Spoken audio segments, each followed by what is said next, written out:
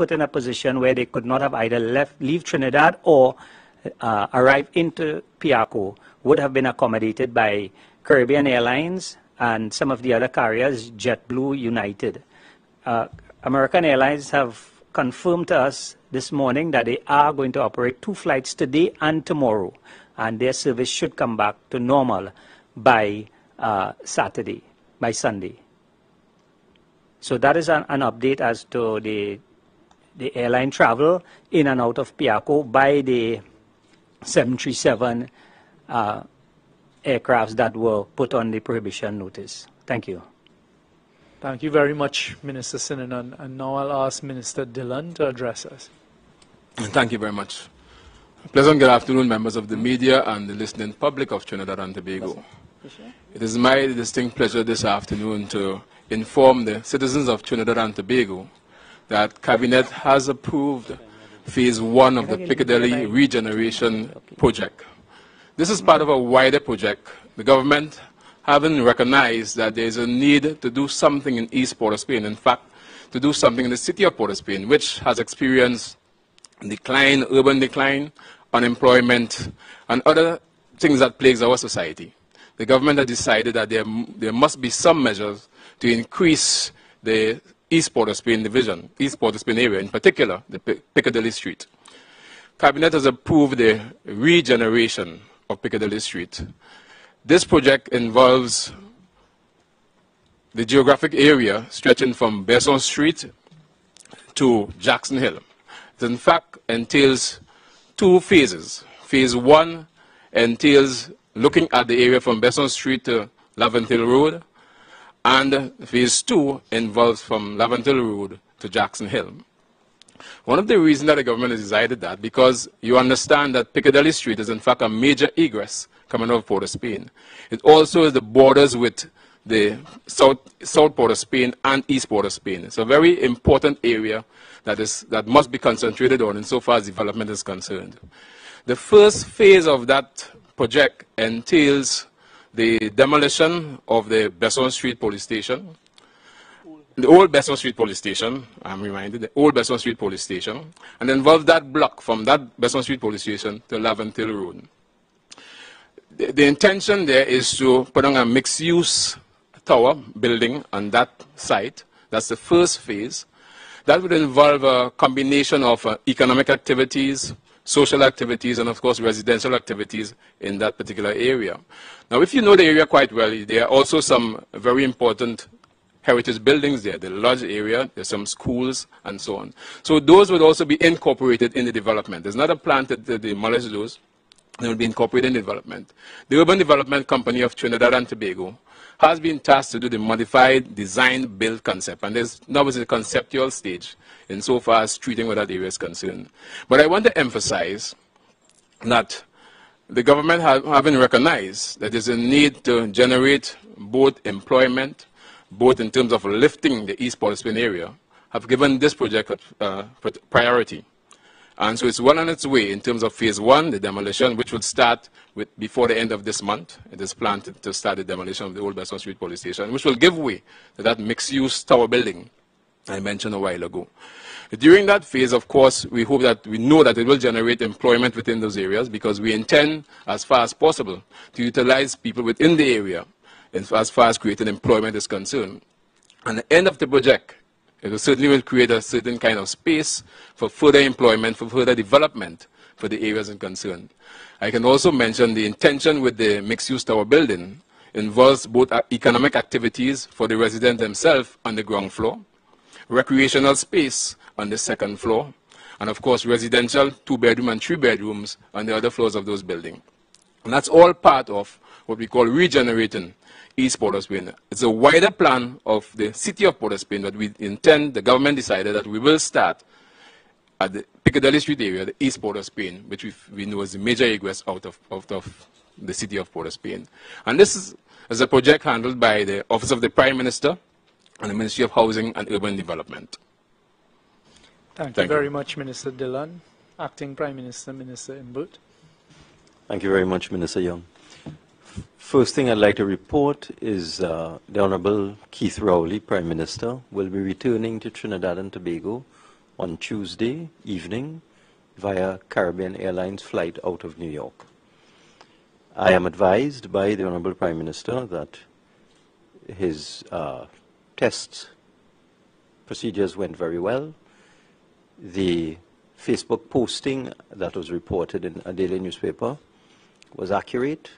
The Prime Minister does not require surgery, and we are thankful. Our prayers have been answered, and we look forward to his return on Tuesday.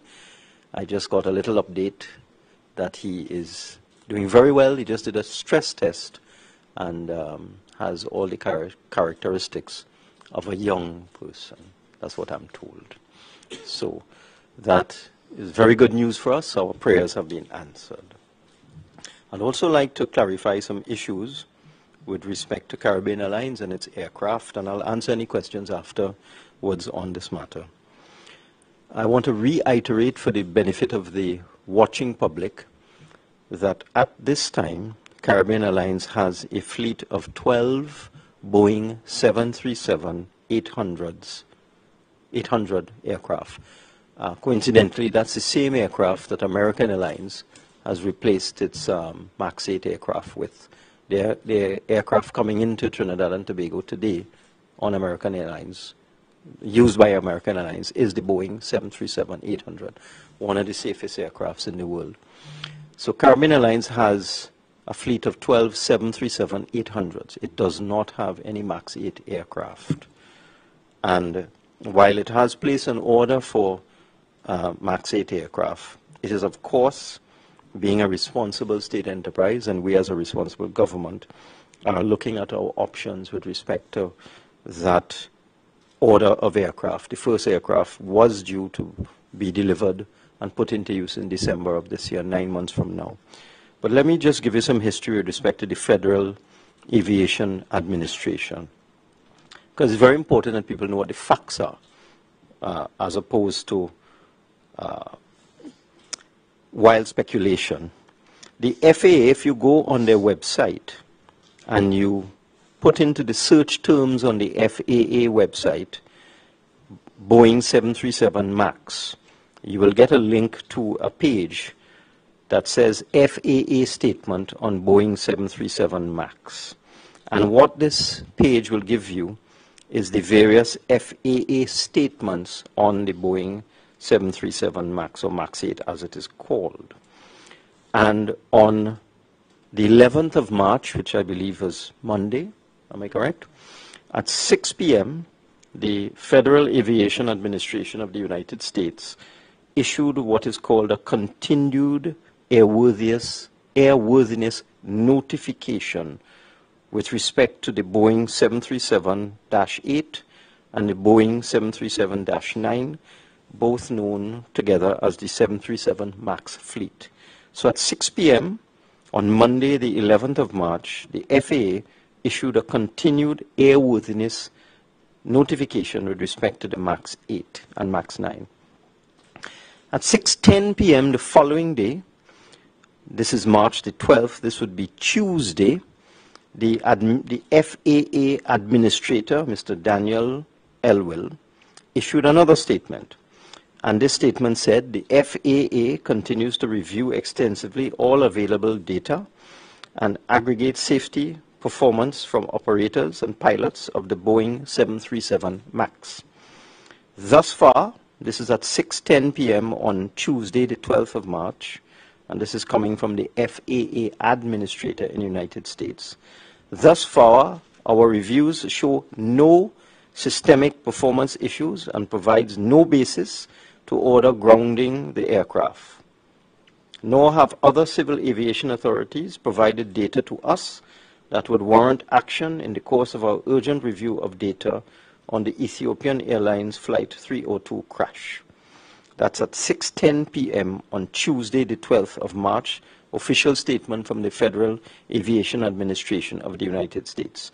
Then yesterday at 3 p.m. in the afternoon, the FAA issued a statement stating that they had ordered the temporary grounding of Boeing 737 MAX aircraft because of data gathered and new evidence collected at the crash site and analyzed today, that was yesterday. So at 3 p.m. yesterday, the FAA, in its continuing responsibility to update the traveling public in the United States and the world, they had a continuous thread from Monday to Tuesday into Wednesday.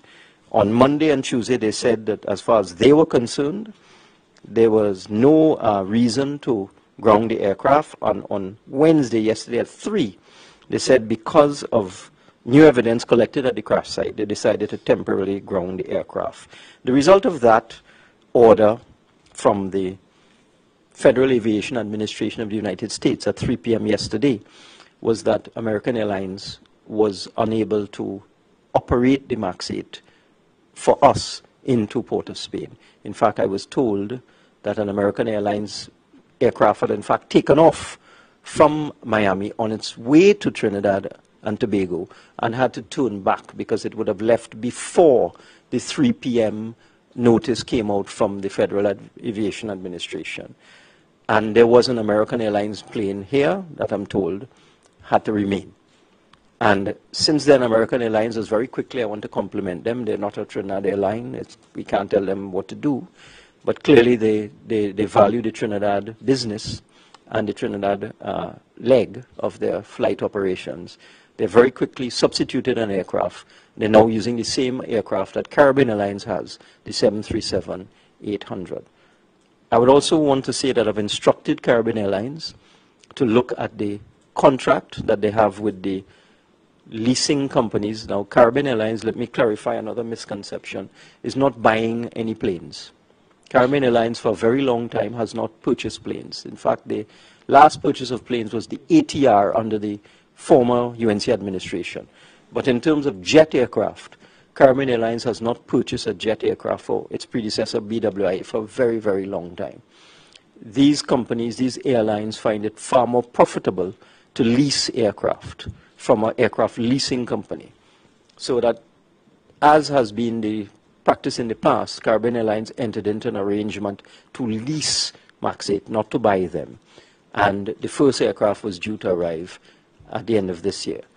The airline has been instructed by me as Corporation Sole to review the contract to get international assistance from aviation experts, particularly attorneys and lawyers who are very specialized in the field of aviation law.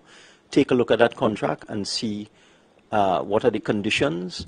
One of the obvious conditions would be that the aircraft must be certified and fit for purpose. And in the current situation with the FAA grounding the aircraft and Caribbean Airlines flying a north-south route from Port of Spain going north up to the continental United States, clearly these aircraft would not be fit for purpose today.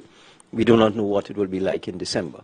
But so Caribbean Airlines has been authorized and instructed by me to get the best legal advice in the world with respect to these leases, and also to put contingency arrangements in place with the aircraft leasing companies with respect to alternative aircraft in the event that, as we get closer to December, the FAA decides that there is a permanent problem with the MAX 8. You must realize this is temporary grounding. Of course, you have the psychological issue as well with respect to the aircraft, even if the FAA came out and said it's a good aircraft.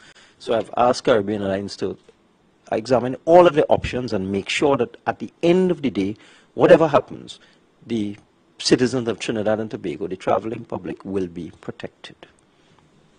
Thank you very much. There's one announcement from National Security, and it takes us over to the sister isle, Tobago. You may have seen in the last 24 hours certain persons trying to create a narrative with respect to the hiring of recruits in Tobago in the fire service. I first became aware of potential issues surrounding this just after opening the Shervan police station earlier this week. What it is that Tobago have dedicated, thank you to the THA for dedicating facilities in Argyle for the training of a batch of fire officers. So they were taking on 50 recruits. And there was initially some talk about all of the recruits not coming from Tobago. I immediately got in touch with our acting chief fire officer, Mr. Gopal, and over the past 24 hours, we've worked things out. So I'm happy to say here today that all 50 recruits going into this batch of recruitment in Tobago will come from Tobago, because certain persons had received letters of offering for them to come training, and when they arrived for orientation, they were told they'd no longer be absorbed into this batch, and that had created some level of disconcertment, as you would expect. That has now been resolved. The full batch of 50 persons who are being recruited in Tobago will be taken in Tobago. There are 15 extra fire officers who are going from Trinidad, recruits, to training in Tobago. They will now be absorbed in Trinidad. So the full batch of recruits in Tobago will be Tobagonians, that is 50, and going forward, we will continue to try and maintain this system, and hopefully as we open the fire stations in Tobago, there'll be more employment. What I'm going to put on the table at this stage is for those recruits who are being trained in Tobago, understand that at the end of the training, once you're successful, there may not be 50 job positions for fire officers in Tobago, so some will have to work in Trinidad. But the good news is all who made the offers are now being absorbed in Tobago, so there is no issue. So I'd like to just put that to rest. At this stage, we'll take a few questions. What I would ask Minister Sinanan has to leave for another engagement, so perhaps any questions you have for him, you could direct them to him, and then we could allow him to take his leave. Minister, concerning the oil spill, how soon do you anticipate the origin of that spill will be determined? Okay, the information that came to me just before the press conference is that they are targeted down to one vessel, and they are in the process now of taking samples from that vessel that they can analyze. So I'm hoping that they can have this sorted out between today and tomorrow.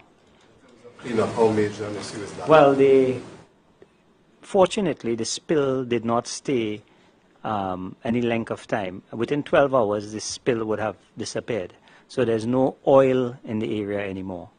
But we did have the samples taken from the water, and we're now testing all the vessels. So there's not an issue of the oil that is floating around anywhere in the vicinity anymore.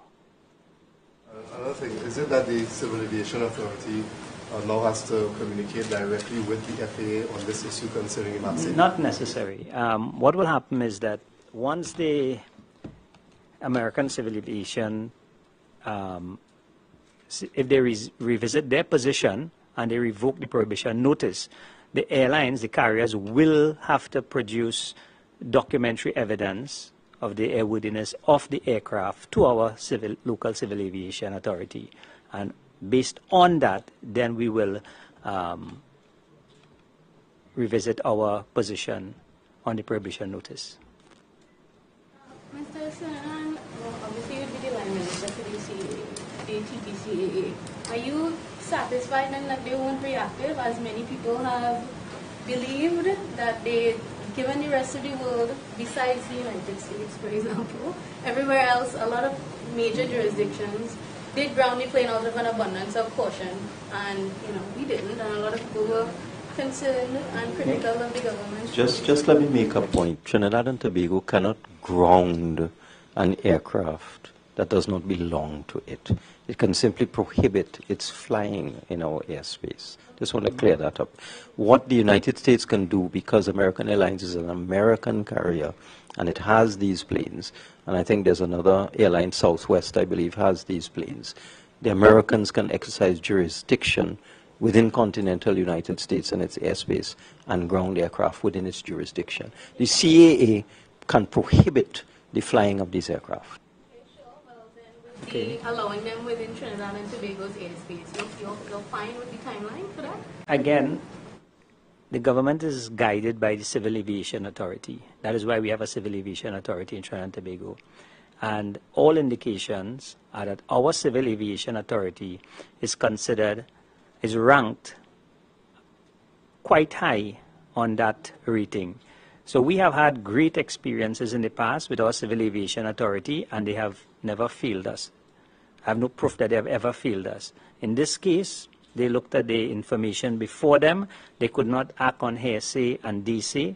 They were monitoring the situation, and once information came to them that we had to put a prohibition notice in place, they acted. Our Civil Aviation also controls the airspace for several countries in this region.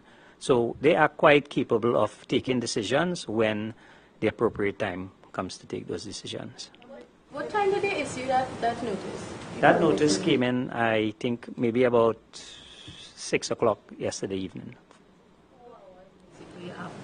Again, we don't react to the media.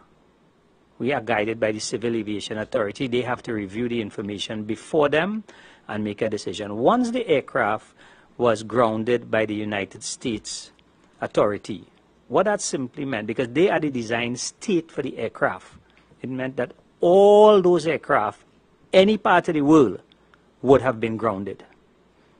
Okay, so it wasn't 3 hours after, 4 hours. Once the Americans took that decision, because they are the design state for the aircraft, wherever that aircraft was in any part of the world, it had to be grounded.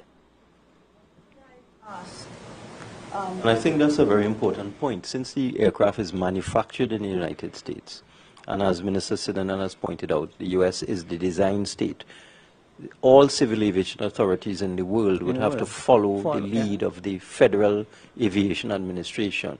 So after the Federal Aviation Administration made a temporary prohibition order, by automatic definition, any other civil aviation authority that aircraft is entering the airspace controlled by that authority will have to take heed of the decision of the FAA, because that, as he said, is the design state or design country for that particular aircraft.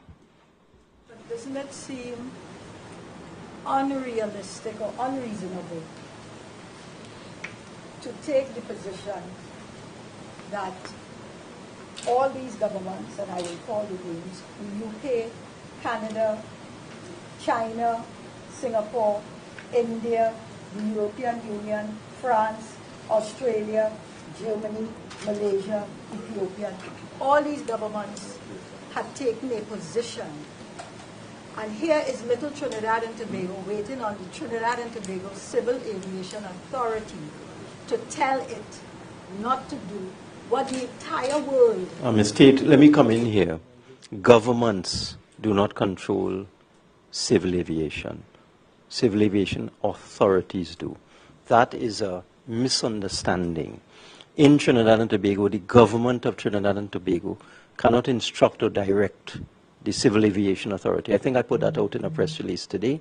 If the government of Trinidad and Tobago, a minister, whether Prime Minister, an acting Prime Minister, or the minister in charge of the Civil Aviation Authority for that matter, were to instruct the Civil Aviation Authority to either approve or disqualify an aircraft from flying, I believe the media would be the first to say that that is political interference. In the first place, it would be unlawful for a minister to tell the independent Civil Aviation Authority of Trinidad and Tobago what to do or what not to do with respect to aircraft. And I want to make the point. Ms. Tate, I have a point to make. That is the United States system. That is really a photo op that you saw with the President of the United States. What you really saw was a photo op. If you go to the Federal Aviation Administration website, you will see the order was issued by the Federal Aviation Administration. It is not issued by the President of the United States. But be that as it may, there's a point you need to understand. I had the honor and privilege as Minister of Works and Transport in 2005 to restore Trinidad and Tobago to Category 1 status with the Federal Aviation Administration of the United States. You may recall that under the previous UNC administration, the Panday administration, our airports and our airline had fallen into disrepute, and Trinidad and Tobago's airline and main airport was downgraded to a Category 2 status.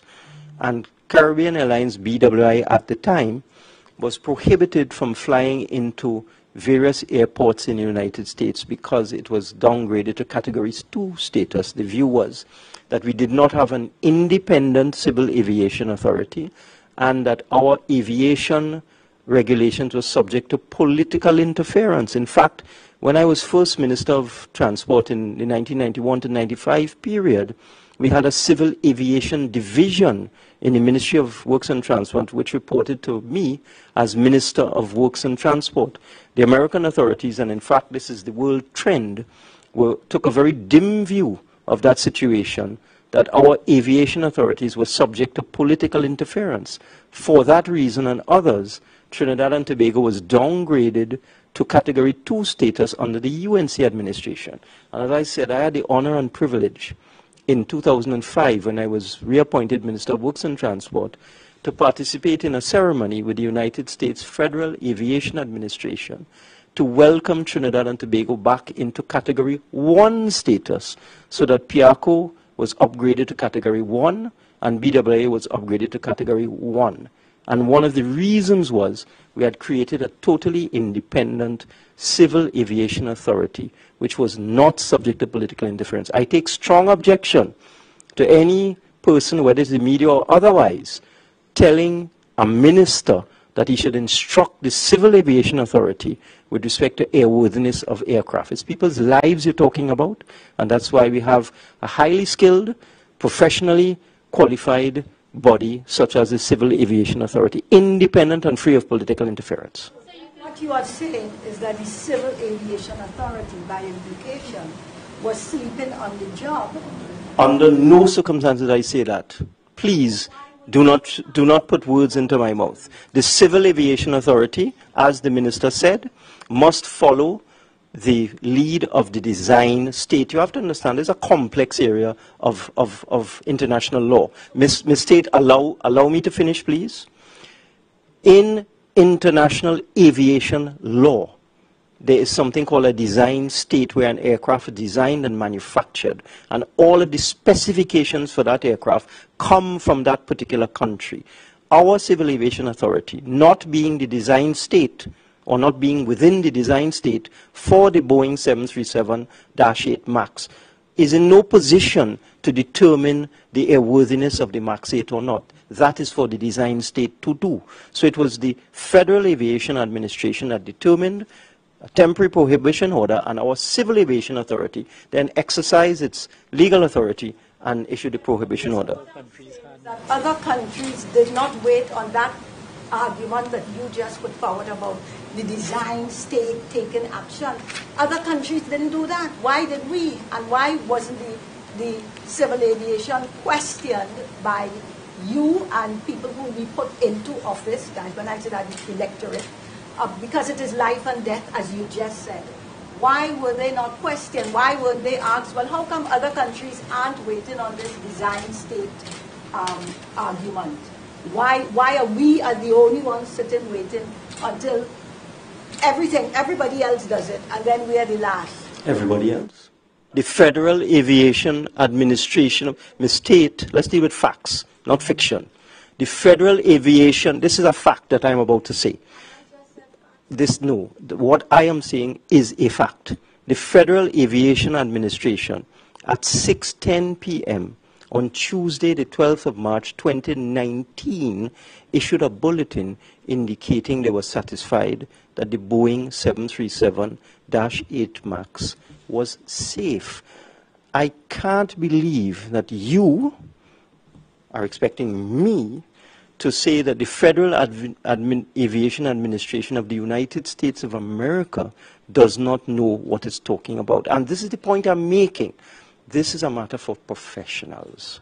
This is not a matter for persons who are not versed in civil aviation. So you can understand the confusion then, because you were the primary spokesperson for the government and by extension the Civil Aviation Authority. Is this an issue then again with communication, and the communications of the government, and explaining to the people of Trinidad and Tobago what is happening? Why didn't the CAA make this statement? Why did Mr. Imbert have to be the one to make this statement to the public via a tweet? I have seen several statements by the Civil Aviation Authority. As a matter of fact, it was posted on their website. Precisely. Immediately after they took the decision. So the problem we have in this country is that The media just wants to hear it from the politician. Exactly. If you follow the professionals, you'd see that it was posted by the civil aviation immediately on taking a decision. And I have heard even last night on the news, on a couple of the stations, the Director General from the civil aviation having interviews with members of the media. Unfortunately, in this country, if you don't hear it from a politician mouth, it doesn't make the news. I think that you were a bit harsh in your response, your responses on this issue, because you have... Is it me you're talking to? Yes, I'm Oh, certainly. No, I would just like to... Can we excuse Minister Sinina? Yes, we can. Thank you, sir. Were you not... People were concerned, whether you like it or not. People were concerned about, one, the fact that there were airlines in our airspace using this aircraft, and two, that CAL had put in an order for the very same aircraft. And your response by way of release, you talk about the civil aviation has been talking, but the politicians responded, and your response was quite... State, I think I got the question, you know. All right. It is my duty as corporation sole, and I'm sure you read my last press release I sent out before Cabinet. I'm sure you read it. But I'll repeat it for those who are not aware of it. It is my duty as Minister of Finance, as the line minister for Caribbean Airlines, and corporation sole as the holder of the shares on behalf of the people of Trinidad and Tobago in all state enterprises, to protect state enterprises from fake news. The story, Ms. Tate, I didn't interrupt you. Please don't interrupt me.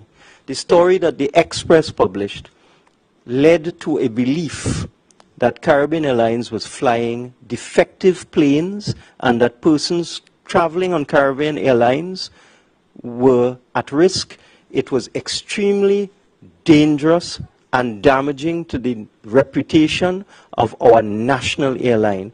My actions, Ms. Tate, were to protect the integrity and the reputation of our national airline, and I will continue to do that. Anytime, Ms. Tate, I see a state enterprise, especially our national airline, coming under threat from fake news, I will certainly perform my duty without fear or favor. With all due respect, that is totally inaccurate. We never said that All right. CAL was flying those aircraft. Thank you We very never much, said that. Ms. Tate.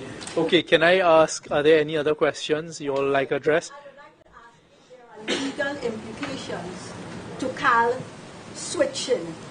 You would have heard, Ms. Tate, you would have heard the Honorable Acting Prime Minister say a short while ago what he has asked CAL to do is to seek legal advice. So right now we're not in a position to give any definitive interpretation of the legal contracts. We've asked them, and he said to get the best lawyers in the world to take a look at it. But I can tell you as a lawyer, I would be very surprised if there are issues with aircraft. You can't be locked into a contract that you have to take the aircraft, because there's always an implied condition there that they're fit for purpose. So I think let's wait and let's see how this thing unfolds. No, hold on, Ms. Tate. Let me come in here now. I got a report from the chairman of Caribbean Airlines last night, because we're not sleeping.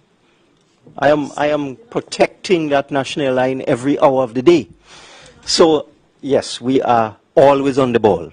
So I spoke to the chairman of Caribbean Airlines last night, and he said, at a first read of the lease contract, it speaks to certification and airworthiness being conditions precedent to the acceptance of the aircraft.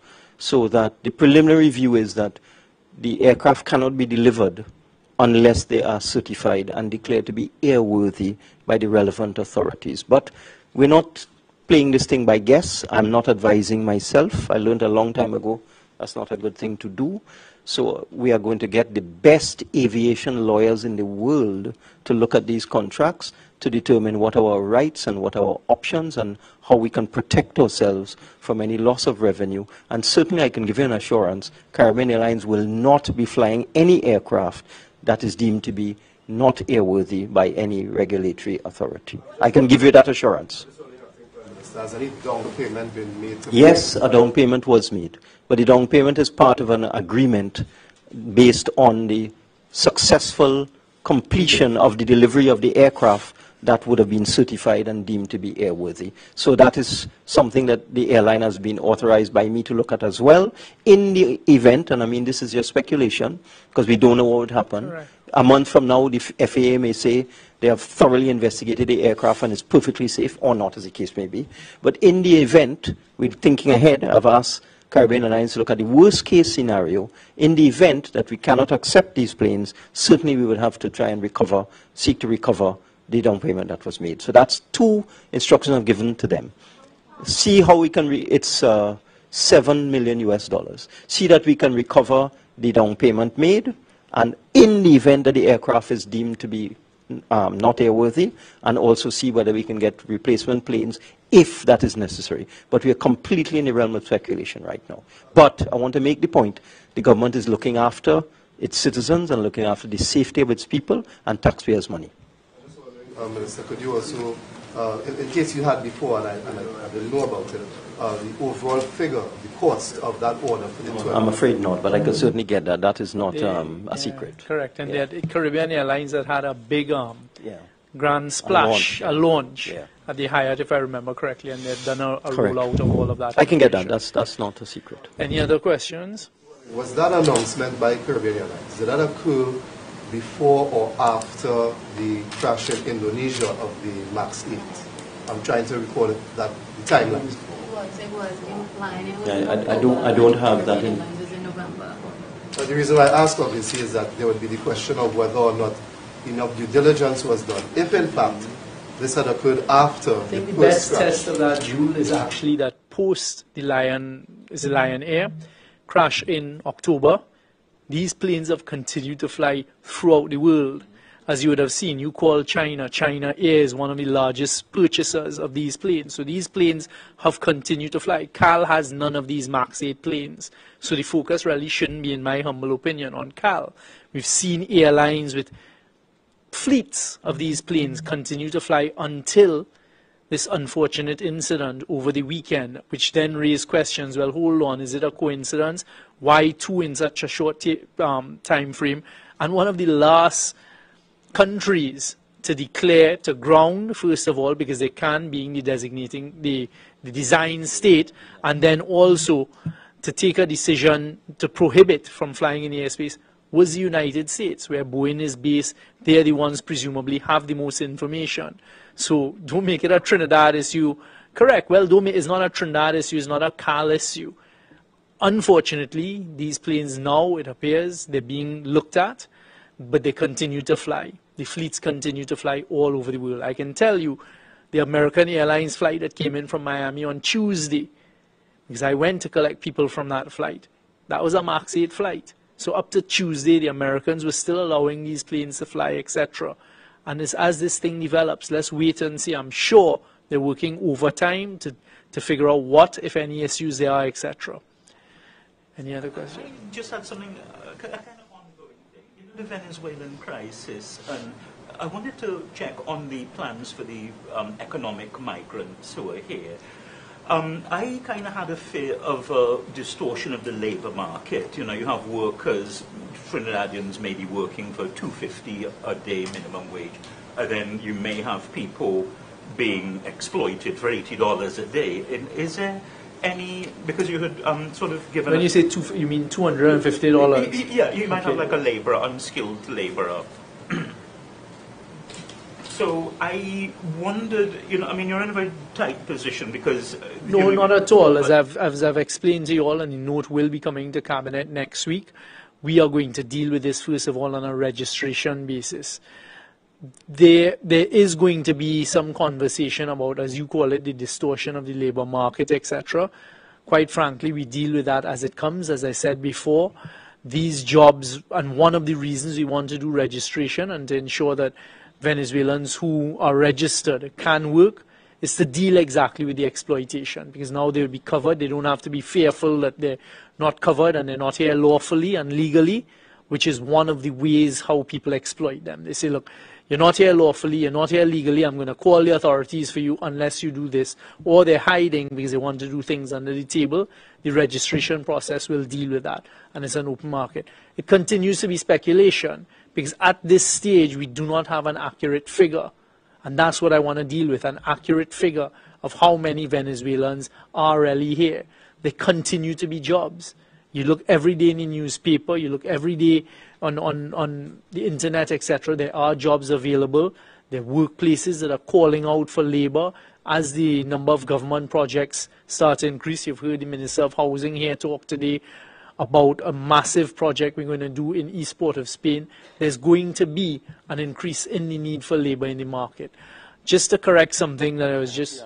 It's okay. just to correct something, because I don't like to give information unless I have the facts. The Lion Air crash took place on the 29th of October, 2018, and Caribbean Airlines' launch of its plan to lease the MAX 8 took place on the 20th of November, 2018. Okay? All right. Mr. Dillon, the cost of this Piccadilly project, do you have a cost? And in terms of... The UDCAT is really modified. Excuse me, your microphone, please. It is design concept right now, so we don't have a cost as yet. And in terms of request for proposals and so on and all of that, how soon will that get done? Well, as I said, what is happening now, phase one is in terms of the demolition, starting with the Besson Street, old Besson Street police station. So the UDCAT is the executing agency, and they're pursuing that in terms of the design and so on right now. Mr. Young, the forensic pathologist at the forensic center, has he been confirmed in his position? I think it was said that he was temporary. No, what he was offered is a 3-year contract. He accepted the 3-year contract. He's been working, so as you all would have realized, there have not been any issues. Presumably the backlog has been cleared. Again, I use the opportunity to apologize to those families that would have been affected during that period of time. I had a conversation with the Attorney General today, along with the Acting Prime Minister, for us to move forward with dealing with the UNDP recruitment exercise and for them to help us find more people. And that is proceeding full speed ahead because I've asked the Permanent Secretary at National Security to put it as a priority item because I don't want this reoccurring. Yeah, just an outstanding issue. Soldiers who went to Dominica in the aftermath of the Hurricane Maria are yet to receive their stipends. Impatient. What can you say to them? Well, you have raised this with me before. As soon as you raise it with me, so what, for those who may not have heard you, what the issue I found out to be is that how it happened and how quickly that when the hurricanes hit and we took a decision at the time to send our Trinidad and Tobago Coast Guard and other Defense Force personnel up to Dominica. They went, and what they're looking for is their stipends for being out of country. And that I've asked the Ministry of National Security to deal with it.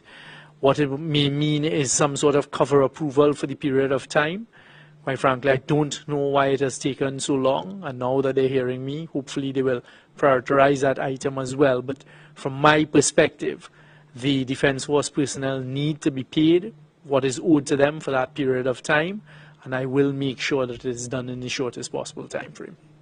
Just a small question. One of our reporters was trying to email you on plans for the Citrus Growers Association land. I don't know if you answered. I don't want to sort of let it Well, I don't think he emailed me. We don't have our phones in Cabinet. So when I came out of Cabinet, I saw a missed call, and I've now seen a text message come through. And the answer to that is I need to look into it. What it is there's a citrus growers, where the citrus growers, there's a citrus growers site in sort of the outskirts of East Port of Spain, opposite the Beetham estate there. And at one stage we were looking, as he had said when Minister Dillon was the Minister of National Security, we were looking at whether it made sense to acquire that site for national security.